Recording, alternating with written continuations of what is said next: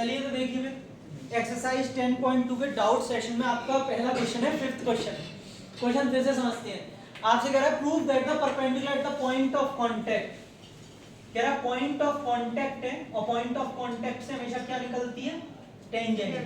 ठीक है, तो आपसे कह रहा है प्रूव करना है आपको वो परपेंडिकुलर जो टेंजेंट पर डली हुई है, यानी कि इनडायरेक्टली आपसे रेडियस कह रहा है always passes through the centre. बेटा रेडियस हमेशा सेंटर से ही पास होती है, तो ये स्टेटमेंट ट्रू है, लेकिन हमको प्रूव करना है तो इसमें हमें कॉन्ट्राडिक्शन से करना पड़ेगा। कैसे? सबसे पहले हम इसमें क्या बना लेंगे, टेंजेंट जी, point P point of contact, और ये क्या है, इसका सेंटर बना लेंगे। अब देखो परपेंडिकुलर उसने आपको दे रखा है, perpendicular at the point of contact, मतलब ये परपेंडिकुलर दे रखा है। सही है, सही है, फिगर ऐसी बनेगा, इसमें कोई दिक्कत तो नहीं है। चलो अंशी, गिवन में क्या है कि OP परपेंडिकुलर टू AB, ये उसने दे रखा है। बेटा उसके बाद में आपसे कह रहा है क्या प्रूव करना है आपको कि OP ऑलवेज OP करेगी ना। प्रूव दैट द परपेंडिकुलर, कौन है इस समय परपेंडिकुलर, OP कह रहा है always passes through the centre.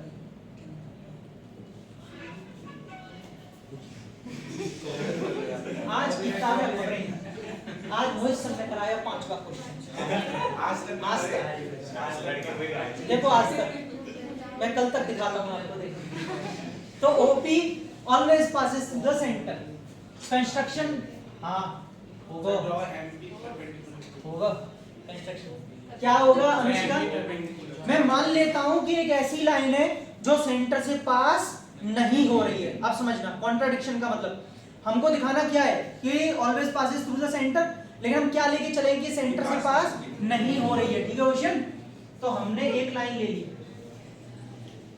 बेटा मैं तो M लूंगा, मुझे मेरा नाम बहुत अच्छा लगता है, तो मैनू M लेना है। ठीक है, M आ गया। ठीक, मैंने मान लिया कि कंस्ट्रक्शन में मैंने ड्रॉ किया है PM को ड्रॉ किया है परपेंडिकुलर टू AB। सही है, PM को ड्रॉ किया है परपेंडिकुलर टू AB, ऐसा मैंने मान लिया, जो कि क्या है। अच्छा एक बात और है, सुनना जरा, which does not pass through the, बेटा ये भी तो मानना पड़ेगा क्योंकि कॉन्ट्राडिक्शन से करना है। हमने मान लिया ये परपेंडिकुलर है लेकिन ये सेंटर से पास नहीं हो रहा है। अब आगे की कथा सुनेंगे सर। OP AB के क्या है, वाह पैरेलल वालों, हमें 20 तोपों की सलामी। OP परपेंडिकुलर टू AB कहां से आया, लड़के बात मत कर, पीछे पूछ लूंगा वरना। तो एंगल OPB क्या होगा, 90 डिग्री। ठीक है, बट मैंने यहाँ पे क्या लिया हुआ है, कंस्ट्रक्शन में PM को AB के परपेंडिकुलर, और अच्छा ये कहां से आया, बाय कंस्ट्रक्शन। और अगर ऐसा है तो एंगल MPB कितना होगा, 90 डिग्री। अब आप मुझे एक बात बताइए, क्या ये पॉसिबल है कि एक पार्ट, अच्छा पहले ही नहीं बोल दिया कि ये एक पार्ट पूरे होल के इक्वल हो, नहीं। 9th क्लास में भी यूक्लिड्स पोस्टुलेट में पढ़ा था कि a part is always greater than the whole, और ये तो डेली लाइफ में भी देखते हैं, आधी रोटी एक रोटी से कम ही होगी, है ना, वही वाला हिसाब है। तो एक पार्ट जो है क्या वो पूरे होल एंगल के इक्वल हो सकता है, लेकिन बेटा मैं तो दोनों यहाँ पे निकाल रहा हूँ 90-90, यानी कि दोनों बराबर हैं।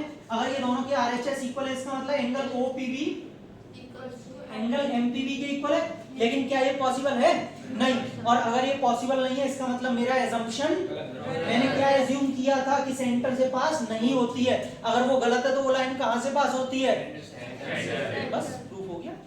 तो हम लिखेंगे दिस इज, आप लिख सकते हैं, बस बात खत्म हो चुकी है, लिख सकते हैं this is not possible that a part is equal to the whole ठीक है। और अगर ये पॉसिबल नहीं है बेटा यहां लिख देता हूं, so our assumption is wrong, therefore perpendicular, जो ये बात कर रहा था ना, perpendicular to the tangent always passes through centre. क्या बात है, ऐसे ही अंधेरे में रात को बच्चों को डराती है। मैं सच बता रहा हूँ, ऐसी सेंटर बच्चा बहुत डर जाता होगा भाई, ये क्या भूतनी आ गई। मतलब होता है बेटा दुविधा। अब पता मेरे घर में ही क्या है, मैं आपको एक बात बताता हूँ, मेरे घर में क्या है, मुझे अच्छा बिस्किट बहुत पसंद है। नहीं पार्ले मैं पता, मैं बिस्किट हर तरीके के खा लेता हूँ, हर तरीके, मीठे भी और मतलब क्रैक क्या मतलब नमकीन सब। तो पता है मुझे चढ़ाने के लिए मेरे घर वाले क्या करते हैं, खास करके सिस्टर, पता है ये सिस्टर लोग टांग देते हैं। जब भी मैं बिस्किट खाने बैठा तो बस एक ही बात बोली, मुंह तो उधर बुलाए, बिस्किट तो कुत्ते खाते हैं। ओ भाई ये क्या है, तुरंत भाई बिस्किट छोड़ देता हूँ, भाई ठीक है रख लो। मतलब ये ताना होता है जब भी बिस्किट खाने बैठा।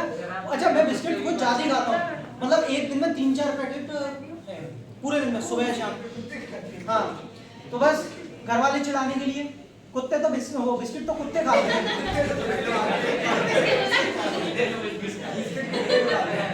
तो भाई इसीलिए अब थोड़ा कम कर दिया है बिस्किट खाना।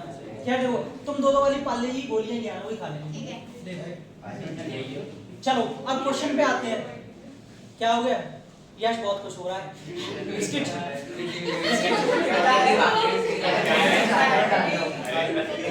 चलो हाँ भाई देखिए बेटा, एक कोऑर्डिनेटर है, अरे अनुभव एक कोऑर्डिनेटर है ABCD is drawn to circumscribe company, is drawn to, बेटा दो चीजें होती है ध्यान रखना, एक होता है इंस्क्राइब और एक होता है सर्कमस्क्राइब। सर्कमस्क्राइब का मतलब होता है अपने अंदर बंद कर लेना, जैसे आपने सुना होगा सर्कम सर्कल और इन सर्कल। इन सर्कल का मतलब होता है सर्कल ट्राइंगल के अंदर बंद होना, और सर्कम सर्कल का मतलब होता है सर्कल ट्राइंगल को अपने अंदर बंद कर ले। तो ध्यान रखिए, कोई नहीं मैं और चीज इसके बारे में आपको डिस्कस कर लूंगा, फिलहाल में समझ लो। सर्कमस्क्राइब का मतलब होता है जो चीज ऊपर बनी होती है। तो सुनिए, एक क्वाड्रिलेटरल है ABCD जिसने सर्कमस्क्राइब कर रखा है, मतलब अपने अंदर घेर रखा है, किसको, अ सर्कल, इसीलिए इसमें क्वाड्रिलेटरल बाहर है और सर्कल अंदर है। क्वाड्रिलेटरल ने सर्कल को सर्कमस्क्राइब कर रखा है, अपने अंदर घेर रखा है और बाकायदा फिगर दे रखा है। ठीक है, किस तरीके से आपसे कह रहा है प्रूव कीजिए AB + CD = AD + BC। समझ में आ गया सबको? चलिए तो प्रूफ की तरफ बढ़ते हैं। सबसे पहले गिवन में क्या लिखेंगे, ABCD इज अ क्वाड्रिलेटरल, बस बहुत है इतना ही है, क्वाड्रिलेटरल। क्या प्रूव करना है, AB + CD = AD + BC। हाँ मैम, हाँ कंस्ट्रक्शन कुछ होगा नहीं, प्रूफ। सुनिए आपने थ्योरम नंबर 10.2 पढ़ी है? Yes sir. पंगुड़ी क्या है थ्योरम नंबर 10.2? पंगुड़ी नाम है तुम्हारा? The tangents drawn from an external point are equal. वो टेंजेंट्स जो एक्सटर्नल पॉइंट से किसी सर्कल पे डाली जाती हैं वो कैसी होती हैं, इक्वल। बेटा कॉन्सेप्ट इसमें वही लगेगा, मैं पहले ही इस लाइन को लिख देता हूं तो मुझे 4 बार नहीं लिखना पड़ेगा। कैसे समझे, वी नो दैट, क्या जानते हैं हम, the tangents drawn from an external point, Instagram चला रही हो क्या? Drawn from an external point to a circle are equal। हम जानते हैं कि ऐसे टेंजेंट्स जो एक्सटर्नल पॉइंट से सर्कल पर डाली जाती हैं वो इक्वल होते हैं टेंजेंट। Therefore, तो बेटा आप ध्यान से देखना, A is the external point, हमेशा A एक्सटर्नल पॉइंट है, AP और AS दोनों क्या माने जाएंगे, टेंजेंट्स, और दोनों इक्वल। और मैंने आपको ये भी कहा था लेंथ ऑफ टेंजेंट उस पॉइंट से सिर्फ पॉइंट ऑफ कांटेक्ट तक मानी जाती है। तो बेटा मैं इसमें क्या लिख सकता हूँ, AP = देखो इसमें एक स्ट्रेटेजी लगी हुई है, साजिश सोची समझी, वो समझ लो पहले। मुझे यहाँ से AB प्लस CD बनाना है ना। AB में कौन कौन सी साइड आ रही है, AP और PB।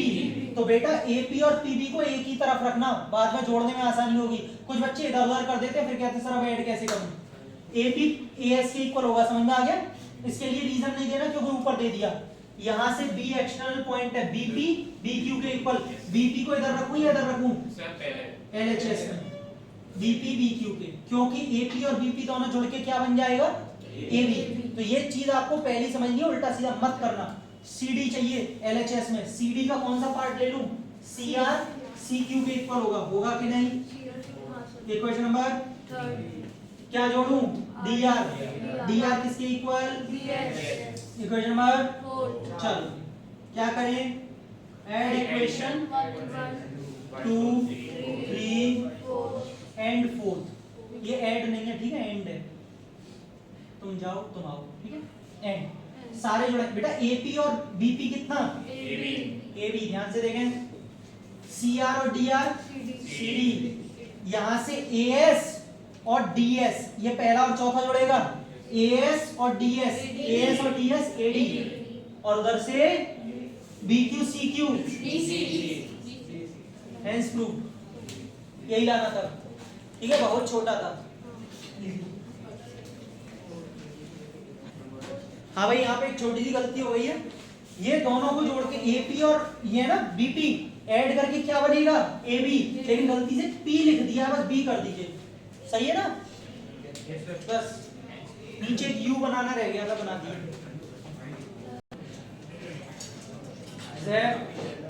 9th क्वेश्चन, नीरज आपसे कह रहा है XY and X dash Y dash are two parallel tangents. बेटा ये दोनों कैसी हैं, पैरेलल टेंजेंट है, आप लोग ये ध्यान रखेंगे।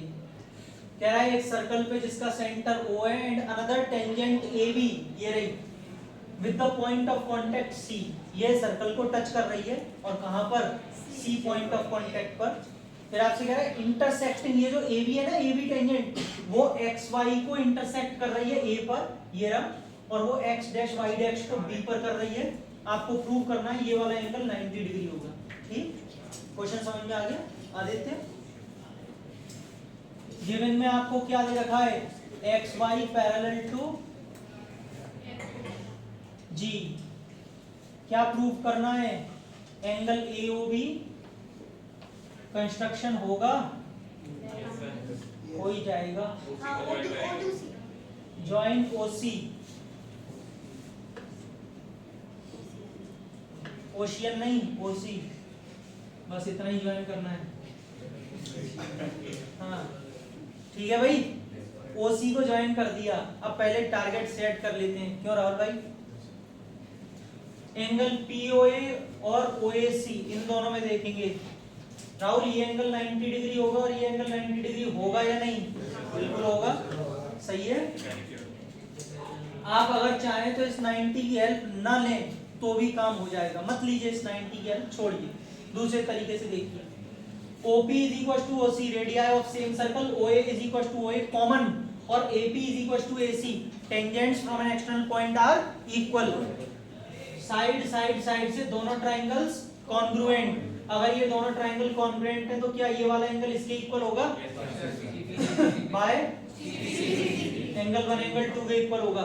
अब नीचे वालों में आपको करना नहीं है, नीचे वालों में सिमिलरली डाल देना, सिमिलरली ऐसे ही ये वाला एंगल इसके इक्वल होगा, ये ट्रायंगल इसके कॉन्ग्रुएंट होगा ना, ऐसे ऐसे, सही है। यहाँ तक समझना, आगे की कहानी बाद बताऊंगा, लीनियर पेयर लगेगा, पहले यहाँ तक करते हैं।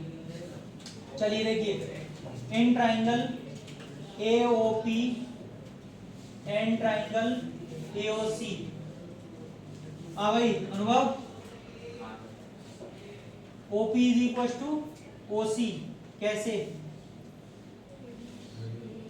Radius of the same circle. दूसरा OA is equal to AO, तीसरा AP is equal to AC, कैसे, टेंजेंट्स ड्रॉन फ्रॉम, कहां से, from centre from an external point to a circle are, अब तो सही बताओ, कम से कम इतनी बार बता दी। Therefore triangle AOP, question, triangle AOP is congruent to triangle AOC। कैसे? कॉन्ग्रुएंसी, आधे तो भांगती के आते हैं।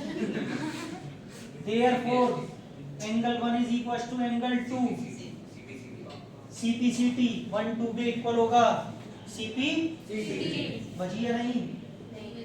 ठीक है। Similarly angle 3 is equal to angle 4, ये आप डाल दीजिए, angle 3 is equal to angle 4। Similarly बेटा इसे तो डाल लो इक्वेशन नंबर 1 और इसे डाल दीजिए इक्वेशन नंबर 2। यहाँ तक लिखिए, उसके बाद आगे फिर बताते हैं, आपको जगह नहीं है अभी। चलिए तो देखिए भैया, एंगल 1 एंगल 2 के इक्वल है, 3 4 के इक्वल है। अब समझिएगा, अरे मेहुल ये एक स्ट्रेट लाइन है बेटा, और ये मैं थोड़ा डार्क कर देता हूँ अभी के लिए, ये एक तरीके से रेस पे है। हमने 9th क्लास में पढ़ा था लीनियर पेयर ऑफ एंगल्स। अगर एक स्ट्रेट लाइन पे एक रे डली हुई है तो दोनों एडजेसेंट एंगल्स का सम, तो यहां से मैं बोल सकता हूं angle POC plus angle QOC कितना होगा, by LPA, linear pair of angle. POC में दो एंगल आ रहे हैं, क्या? एंगल 1 प्लस एंगल 2, और इसमें एंगल 3 प्लस एंगल 4। लेकिन अभी अभी हम इक्वेशन फर्स्ट और सेकंड में एंगल 1 को 2 के इक्वल प्रूव कर चुके हैं। अच्छा एक बात बताओ, 1 को 2 में रिप्लेस करूं कि 2 को 1 में?